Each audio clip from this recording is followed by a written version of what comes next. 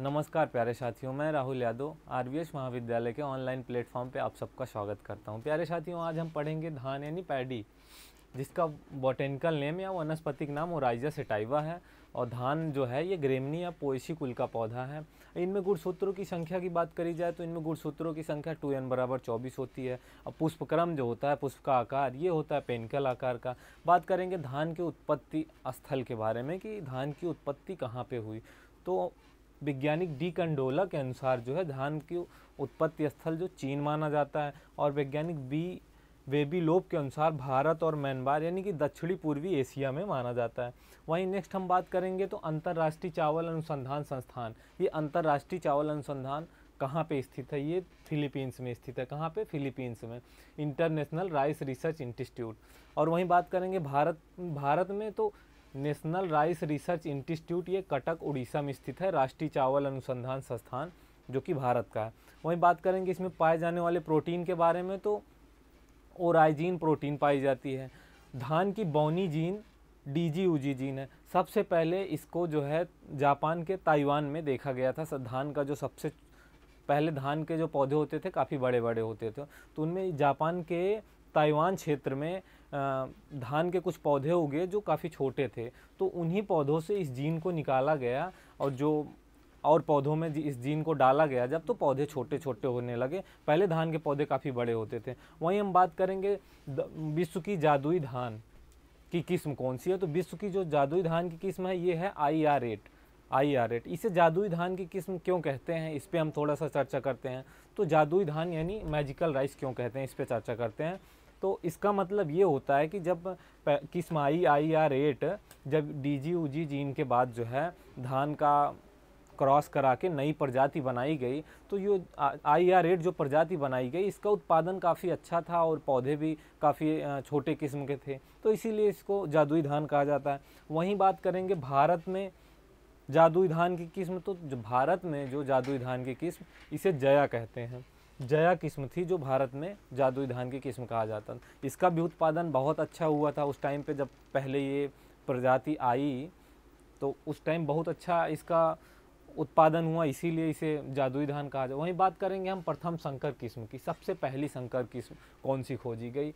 तो सबसे पहली संकर किस्म जो है वो थी CORH1 MGR1।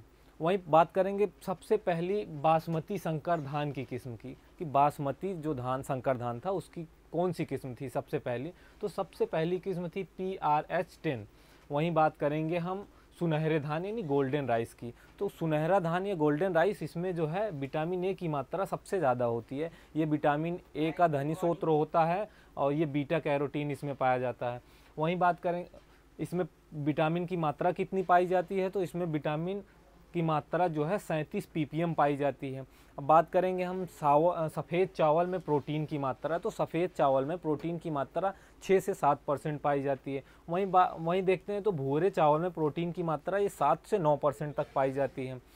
और नेक्स्ट हम जो देखते हैं चावल में पाए जाने वाले कार्बोहाइड्रेट की मात्रा, तो कार्बोहाइड्रेट की मात्रा जो 72.5% पाई जाती है। चावल में वसा की मात्रा 2.2% पाई जाती है। अभी धान में सेलुलोज की मात्रा देखी जाए तो 11.8% पाई जाती है। धान एक स्वपरागित यानी सेल्फ पॉलिनेटेड क्रॉप है। धान पर से भूसी हटाने की प्रक्रिया जो होती है, जो धान होते हैं उनसे भूसी हटाने की क्रिया को हस्किंग कहते हैं। भूसी हटा के चावल निकालना जो होता है, भूसी जब धान से भूसी हटाएंगे तो फिर चावल निकलेगा, उसी प्रक्रिया को हस्किंग कहते हैं। धान से 66% चावल प्राप्त होता है। धान और चावल का अनुपात जो है 2.1 रहने पर अच्छा स्रोत माना जाता है। कहने का मतलब ये है कि जो धान होता है, हम धान से जब भूसी को अलग करते हैं तो जो चावल प्राप्त होता है उसके परसेंटेज की बात करें, उसके अनुपात की बात कर रहे हैं, तो उसका अनुपात जो है 2.1 होना चाहिए या फिर 66% होना चाहिए। अब हम नेक्स्ट जो बात करेंगे वर्गीकरण के बारे में, क्लासिफिकेशन के बारे में, धान की क्लासिफिकेशन वर्गीकरण।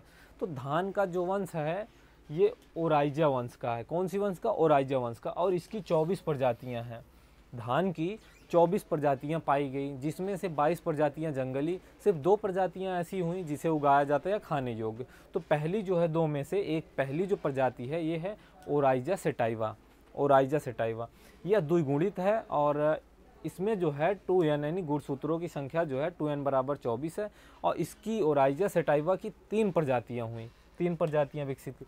उसमें से पहली प्रजाति है इंडिका, जिसका सबसे ज़्यादा उत्पादन भारत में किया जाता है। इंडिका प्रजाति जो है, इंडिका जो उपजाति है, ये भारत से संबंधित है और भारत में सबसे ज़्यादा उगाया जाता है। नेक्स्ट हम बात करेंगे जपोनिका की, तो इसका संबंध यह जो है जापान से संबंधित किस्म है और जापान में ये पैदा की जाती है। यह किस्म जो है, यह प्रजाति उष्ण और गर्म तथा ठंडे क्षेत्रों में उगाई जाती है। यह प्रजाति उन क्षेत्रों में उगाई जाती है जहाँ का टेम्परेचर उष्ण, गर्म तथा ठंडा होता है। इसकी उत्पादकता क्षमता काफ़ी अधिक होती है इस प्रजाति की, और ये जो है जापान में उगाई जाती है। अगले की हम बात करेंगे तो जवानिका, नेक्स्ट प्रजाति जो है, यह उपजाति मुख्यतः इंडोनेशिया में पाई गई। कहाँ पे? ये प्रजाति जो है इंडोनेशिया में पाई गई और यहाँ पे इसका उत्पादन काफ़ी अच्छा रहा और इसे बालू धान भी कहते हैं।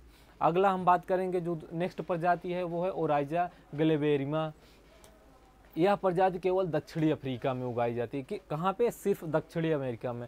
वहीं हम बात करेंगे तो दुनिया का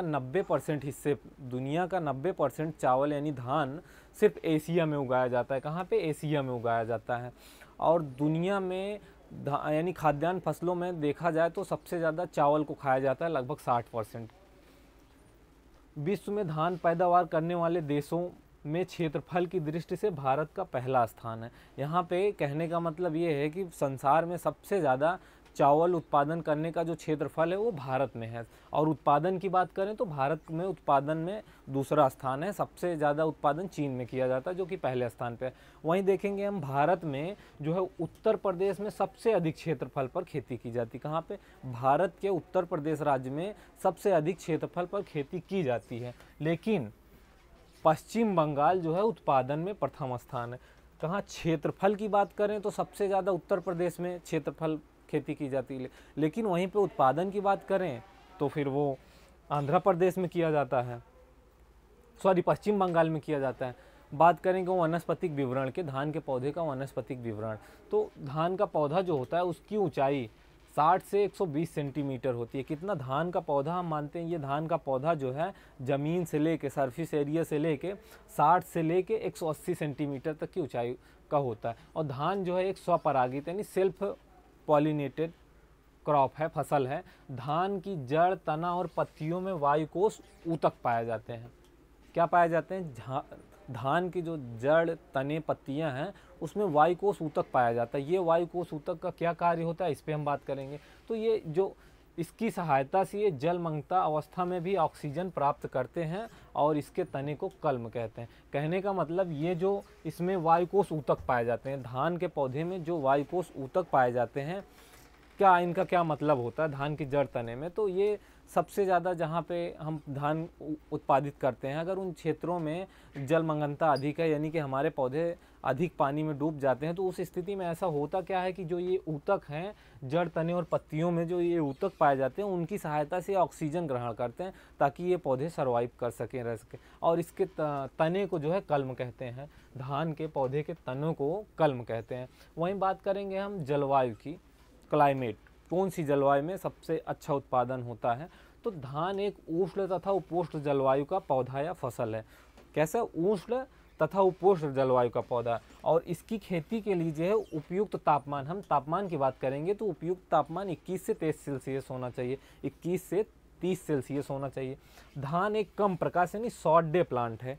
शॉर्ट डे प्लांट का मतलब वे पौधे या वे फसल जिनको प्रकाश की आवश्यकता 12 घंटे से कम होती है उनको शॉर्ट डे प्लांट कहते हैं, या कम प्रकाश अवधि के या लघु प्रकाश अवधि के पौधे कहते हैं।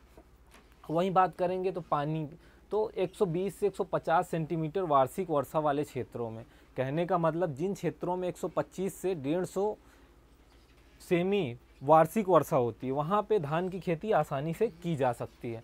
वहीं धान, अब देखेंगे धान की खेती का समय, तो धान की खेती खरीफ के मौसम में भारत में सबसे ज़्यादा, भारत के अधिकांश भागों में, अधिकांश राज्यों में खरीफ के मौसम में धान की खेती की जाती है। खरीफ के मौसम में धान की बुआई जो है, धान की खेती मई से, किस महीने से? मई से जुलाई के बीच में की जाती है। कौन से महीने से? मई से जुलाई के बीच में होती है। और जो है इस फसल में धान जो खरीफ का मौसम है, इसमें धान की फसल 90 से 150 दिन के में पककर तैयार हो जाती है। ठीक है, अब हम नेक्स्ट बात करेंगे धान के लिए उपयुक्त तो सॉइल यानी मृदा के बारे में, मिट्टी के बारे में। किस प्रकार की मिट्टी में हमें धान को उगाना चाहिए, अच्छा उत्पादन लेने की किस प्रकार की मिट्टी जो है धान के उत्पादन के लिए अच्छी होती है। तो देखते हैं, धान की खेती के लिए चिकनी मटियार क्ले या मटियार दोमट भूमि उत्तम होती है। धान की खेती के लिए चिकनी मटियार, कौन सी, चिकनी मटियार और मटियार दोमट भूमि, मटियार दोमट भूमि उपयुक्त। क्यों, ऐसा क्यों है कि इस भूमि में इसकी खेती अच्छी होती है, या क्या मतलब इसका? तो ये जो भूमि, ये चिकनी मटियार या मटियार दोमट होती है, इसमें पानी रोकने की क्षमता अधिक होती है। ये पानी रोकती है, क्योंकि धान पानी चाहने वाला पौधा है, तो इनमें पानी रोकने की क्षमता अधिक होती है। और यह धान की खेती जो है अम्लीय भूमियों में भी की जा सकती है। किस टाइप की भूमि में? अम्लीय भूमियों में। और जिसका पीएच मान, मिट्टी का पीएच मान, जहाँ पे हम धान का पौधा उत्पादित कर रहे हैं या ले रहे हैं अपनी फसल, मिट्टी का पीएच मान जो है 4.8 से 5 के बीच में होता है, रहता है, तो काफ़ी उपयुक्त होता है। अभी हम बात करेंगे धान, अगर 1 किलो धान हमें उत्पादित करना है तो कितने पानी की आवश्यकता होगी, आप सबको पता है ये चीज़। 1 किलो धान उत्पादन करने के लिए कम से कम हमें 5000 लीटर पानी की आवश्यकता होती है। कितना? 5000 लीटर पानी की। अब हम बात करेंगे धान की नर्सरियों की विधियों के बारे में कि कैसे नर्सरी तैयार करते हैं, क्या विधियां होती हैं। तो सबसे पहले बात करेंगे हम डेपोक विधि। धान की नर्सरी तैयार करने के लिए यह जो डेपोक विधि है, यह फिलीपींस से आई। कहाँ से? फिलीपींस से आई। और इस विधि में बीज बोने के लिए 11 से 14 दिन बाद पौधे रोपाई के लिए तैयार हो जाते हैं। जो डेपोक विधि है, इसमें जो है धान के जो पौधे होते हैं रोपाई के लिए 11 से 14 दिन में तैयार हो जाते हैं। इस विधि में 3 किलोग्राम पर मीटर स्क्वायर क्षेत्र के हिसाब से धान के बीजों को बिना मृदा या फर्श के लकड़ी की सहायता पर गीला करके जूट या टाट के पॉलीथीन से ढक देते हैं। इसका मतलब ये हुआ कि अगर इस विधि से हम धान का उत्पादन करते हैं तो इसमें करना क्या है कि धान का जो बीज है हम उसको पानी में भिगा देते हैं। ठीक है, भिगाने के बाद उसको निकाल लेते हैं थोड़े टाइम बाद। निकालने के बाद उसको फार्स या लकड़ी या किसी ठोस जगह पर पॉलीथीन पर इसको बिछाकर ढक देते हैं। और फिर उसके 11 से 14 दिन बाद ये जो हम बीज हैं हमारे, ये रोपाई के लायक पौधे तैयार हो जाते हैं। और इस विधि में धान का जो नर्सरी क्षेत्र है ये 25 से 30 वर्ग मीटर 1 हेक्टेयर के रोपाई के लिए पर्याप्त होता है। कहने का मतलब यहाँ पे धान की जो नर्सरी, हम इस विधि में धान की नर्सरी जो तैयार करते हैं उसके लिए हम कम से कम 25 से 30 वर्ग मीटर का क्षेत्र लेते हैं, जहाँ पे अपने बीज को यानी पौधे को तैयार करते हैं, तो वो 1 हेक्टेयर रोपाई के लिए उपयुक्त होता है। नेक्स्ट जो हम बात करेंगे गीली क्यारी विधि। क्या? गीली क्यारी विधि। इसमें 1 हेक्टेयर क्षेत्रफल में धान की रोपाई के लिए 1000 वर्ग मीटर में नर्सरी तैयार की जाती है। कितना? 1 हेक्टेयर खेत में अगर हमें रोपाई करनी है तो उसके लिए 1000 वर्ग मीटर की जगह चाहिए होती है, जहाँ पे हम धान की नर्सरी को तैयार कर सके। और इस विधि में बीज दर की बात करें तो 50 से 60 किलोग्राम पर हेक्टेयर बीज दर की आवश्यकता होती है। और इस बीज में बीज जो है बोने के लिए यानी रोपाई के लिए 20 से 25 दिन में पौधे तैयार हो जाते हैं। जैसे कि हमने नर्सरी डाली, ठीक है, 1 हेक्टेयर के लिए हमें नर्सरी तैयार करनी है तो 40 से 50 किलोग्राम बीज की आवश्यकता होती है। जब हम बीज को नर्सरी में डालेंगे तो हमारे जो पौधे हैं ये 20 से 25 दिन बाद तैयार हो जाते हैं रोपाई के लिए हमारी खेतों में। ठीक है, धान की रोपाई के लिए देखते हैं कि पौधे में हमारे पौधे तो रोपाई के लिए तैयार हो गए, तो जो हमारे पौधे होते हैं इनमें 3 से 4 पत्तियां आ जानी चाहिए, ताकि हमारा पौधा जो है नर्सरी से निकाल के खेत में लगाने पे अच्छे से सर्वाइव कर जाए। इस चीज़ का भी हमें ध्यान रखना चाहिए। अब नेक्स्ट जो पद्धति है सीरी विधि, सिस्टम ऑफ राइस इंटरफिकेशन या सीरी विधि या साराई पद्धति। यह जो है धान उगाने की नई विधि है जो मेडागास्कर से विकसित की गई। कहाँ से? मेडागास्कर से विकसित की गई। इस विधि में पानी, समय, बीजों की बचत सब होती है। जो ये विधि है इसमें पानी, समय और कम उर्वरक, लेकिन इस विधि में एक ये सबसे ज़्यादा जो लगता है तो मैन पावर यानी कि श्रमिकों की आवश्यकता सबसे अधिक होती है इस विधि में। और इस विधि में हम देखते हैं कि रसायनों का प्रयोग ना के बराबर किया जाए। जो सीरी विधि से अगर हम धान उत्पादित करते हैं तो इसमें जो है रसायनों का प्रयोग ना के बराबर किया जाता है तथा कार्बनिक खादों का प्रयोग सबसे ज़्यादा किया जाता है। श्री विधि में हम देखेंगे तो कार्बनिक खादों का प्रयोग सबसे ज़्यादा किया जाता है और रासायनिक का प्रयोग बिल्कुल नहीं। अब इससे क्या होता है कि हमारी जो भूमि की संरचना है उसमें सुधार होता है, काफ़ी अच्छा रहता है हमारी भूमि की। और इस विधि में पौधे जो है, पौधों से पौधों की दूरी की बात करें तो 25 × 25 सेंटीमीटर की दूरी पर हमें पौधों की रोपाई की जाती है, करनी चाहिए। एवं नर्सरी तैयार करने के लिए 100 मीटर पर स्क्वायर 100 मीटर स्क्वायर एरिया जो है 1 हेक्टेयर के लिए उपयुक्त होता है, और इसके लिए 5 किलोग्राम पर हेक्टेयर बीज की आवश्यकता होती है। कितना? 5 केजी पर हेक्टेयर बीज की आवश्यकका होती है। वहीं हम बात करेंगे धान की प्रमुख किस्मों के बारे में कि इसकी प्रमुख कौन कौन सी किस्में हैं धान की। तो एक जया है, पद्मा, IR8, IR20, जगन्नाथ, ये उत्परिवर्तित किस्म है। और उसके बाद PRS10, PHB71, इंदिरा, सोना, नगीना, साकेत, दीपा, अनुपमा, सरजू 52, गोविंद प्रसाद आदि किस्में हैं जो धान की प्रमुख किस्में मानी जाती हैं। अब हम बात करेंगे धान के खाद एवं उर्वरक के बारे में कि कितना इनको खाद और उर्वरक देना चाहिए। तो जो धान की फसल है, 1 हेक्टेयर भूमि से 150 से 175 किलोग्राम नाइट्रोजन, क्या धान की फसल जो है ये 1 हेक्टेयर में, अगर धान की फसल को हमें 1 हेक्टेयर में उत्पादित करना है तो वहाँ पे 150 से 175 किलोग्राम नाइट्रोजन जो है चाहिए इसको हमारे ज़मीन से, यानी खेतों से, 1 हेक्टेयर में। वहीं बात करेंगे नाइट्रोजन की, तो नाइट्रोजन जो है 20 से 30 किलोग्राम पर हेक्टेयर। और वहीं फास्फोरस की बात करेंगे तो 200 से 250 किलोग्राम पोटास ग्रहण करता है, ठीक है। FYM की बात करेंगे तो 250 से 300 quintal per hectare, nitrogen 100 kilogram per hectare. यही बात करेंगे फास्फोरस और पोटास की तो 50 किलोग्राम पर हेक्टेयर और 60 किलोग्राम पर हेक्टेयर। धान के जो पौधे होते हैं ये नाइट्रोजन को, धान के जो पौधे होते हैं ये नाइट्रोजन की उनको अधिक आवश्यकता होती है। जो ये पौधे होते हैं ये नाइट्रोजन को अमोनिकल रूप में ग्रहण करते हैं, इसलिए इनमें जो है नाइट्रो उर्वरकों का प्रयोग ना के बराबर करके अमोनिकल उर्वरकों का प्रयोग करते हैं। Ammonia sulphate. कहने का मतलब ये है कि जो धान के पौधे हैं ये नाइट्रोजन को अमोनिकल रूप में ग्रहण करते हैं। कौन से फॉर्म में? अमोनिकल फॉर्म में ग्रहण करते हैं। इसलिए हम इसमें जो है नाइट्रोजन या नाइट्रो उर्वरकों का प्रयोग बिल्कुल नहीं करते हैं, बल्कि उसकी जगह पे अमोनिकल उर्वरकों का प्रयोग करते हैं, जैसे कि अमोनियम सल्फेट। अब वहीं बात करेंगे हरी खाद की, तो धान के पौधे जो हैं इनकी रोपाई से कुछ दिन पहले हम खेत में सनई या ढैंचा 25 किलोग्राम बीज दर से, मतलब 25 किलोग्राम पर हेक्टेयर की दर से रोपाई के 1 माह पूर्व अपने खेत में बो देना चाहिए जहां धान की फसल लेनी हो।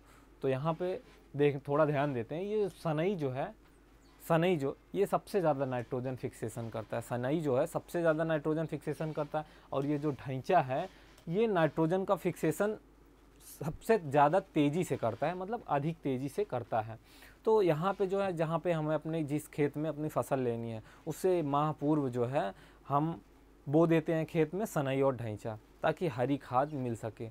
इसका हरी खाद का फ़ायदा ये है कि हमें अच्छे और ज़्यादा मात्रा में नाइट्रोजन प्राप्त होता है, ताकि हमारे पौधों के लिए, धान के पौधों के लिए बहुत अच्छा होता है। हरी खाद के प्रयोग से 50 से 60 किलोग्राम प्रति हेक्टेयर नाइट्रोजन प्राप्त होता है। अगर हम 1 हेक्टेयर में हरी खाद का प्रयोग करेंगे, उगाएंगे सनई या ढैंचा, फिर उसको हल चला के मिट्टी में दबा देंगे, तो हमारे जो खेत में कम से कम 50 से 60 किलोग्राम नाइट्रोजन प्राप्त होता है। बात करेंगे अगला जो है, नेक्स्ट है सिंचाई की अवस्था। धान की सिंचाई की अवस्था, तो जो पहली सिंचाई की मुख्य अवस्था है, कांतिक अवस्था है, ये है रोपाई के समय।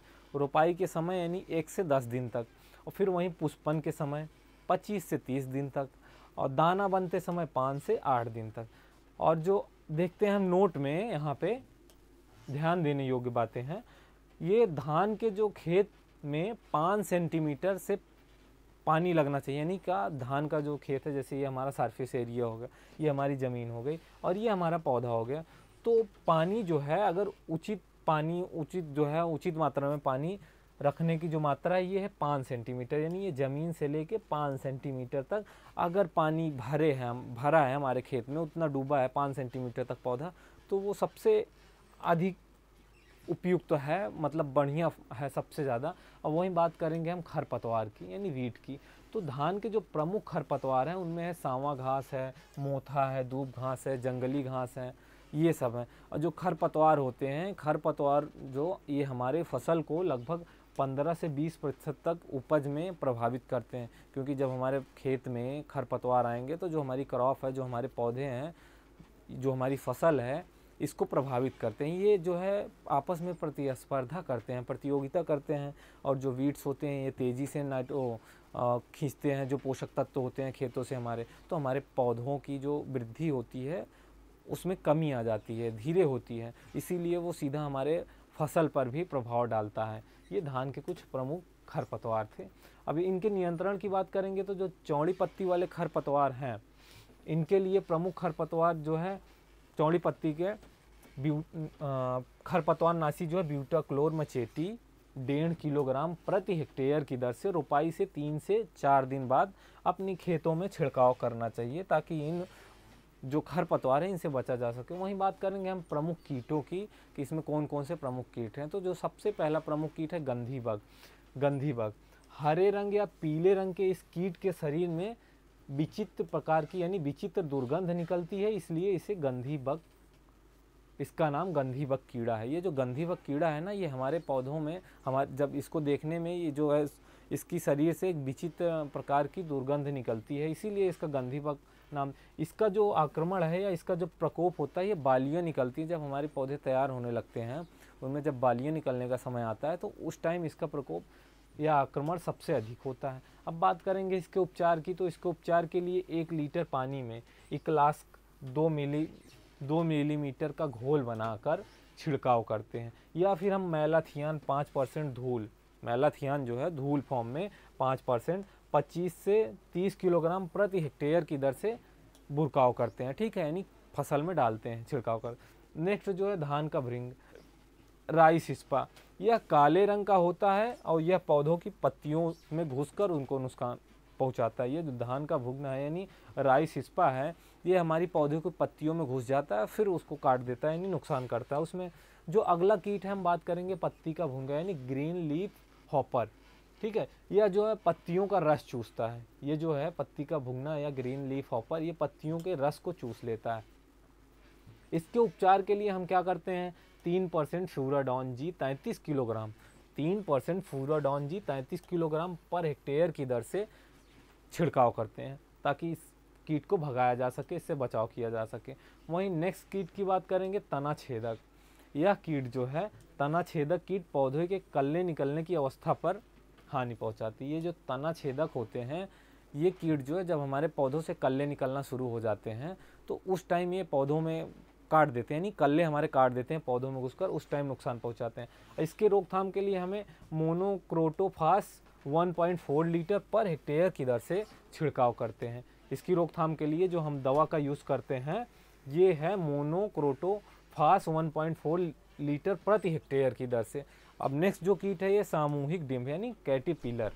यह कीट मुख्यतः नर्सरी से ही शुरू होता है, यह नर्सरी से ही लगना शुरू होता है और यह रात में सबसे ज़्यादा आक्रमण करता है। इसकी रोकथाम की बात करें तो इसकी रोकथाम के लिए हमें नोवाक्रोन 1.25 मिलीग्राम की मात्रा में 1 लीटर पानी में मिलाकर छिड़काव करना चाहिए, ताकि इस कीट से बचा जा सके।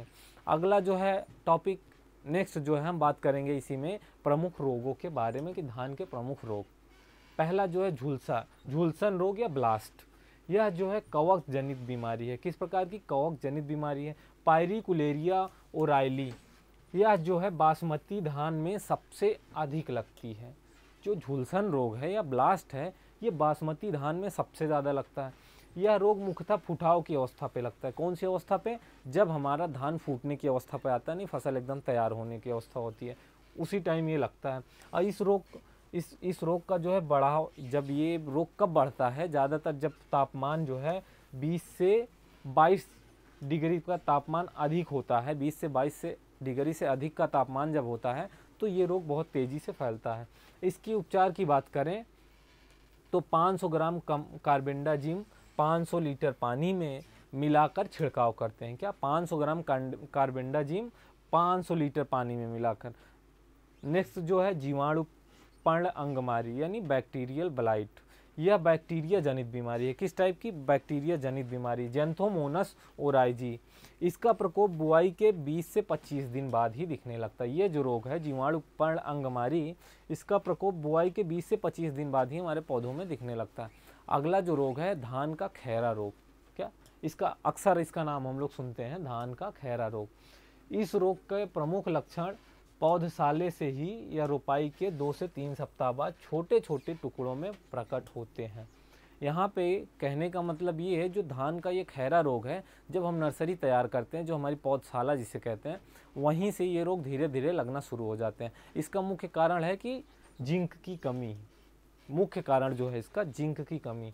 ये निचली पत्तियों, सबसे पहले निचली पत्तियाँ इससे ग्रसित होती हैं और इसकी रोकथाम यानी रोग ना लगे पौधों में 25 किलोग्राम जिंक सल्फेट प्रति हेक्टेयर की दर से बुआई से पहले खेत में डाल देना चाहिए। क्या जिंक की कमी से ये रोग होता है तो हमें 25 किलोग्राम पर हेक्टेयर की दर से जिंक सल्फेट बुआई से पहले अपनी खेतों में दे देना चाहिए, ताकि इस रोग से बचा जा सके। अगर ये रोग लग ही जाए पौधे में हमारे खेतों में, तो इसकी रोकथाम के लिए हम क्या करते हैं, तो जब ये लग जाए तो इसके लिए 5 किलोग्राम जिंक सल्फेट, 2.5 किलोग्राम चूना, 6 से 700 लीटर पानी का घोल बनाकर, यानी क्या 5 किलोग्राम जिंक सल्फेट, 2.5 किलोग्राम चूना, 600 से 700 लीटर पानी का घोल बनाकर 2 से 3 बार छिड़कते हैं। कितना?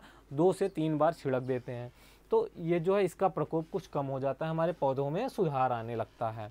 वहीं बात करेंगे हम उपज की कि कितनी उपज प्राप्त होती है। तो देसी किस्में जो हैं, धान की जो देसी किस्में हैं, उसमें उपज की बात करें तो 25 से 30 क्विंटल पर हेक्टेयर प्राप्त होता है।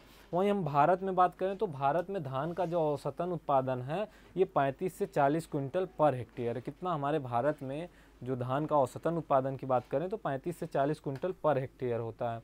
वहीं बात करेंगे हम, देखते हैं धान की बौनी किस्मों के बारे में, तो धान की कुछ जो बौनी किस्में हैं उनमें 50 से 80 क्विंटल पर हेक्टेयर की दर से हमें उत्पादन प्राप्त होता है। आई होप ये क्लास सबको पसंद आई होगी। आज के लिए इतना ही, मिलते हैं नेक्स्ट वीडियो में, तब तक के लिए नमस्कार, राम राम।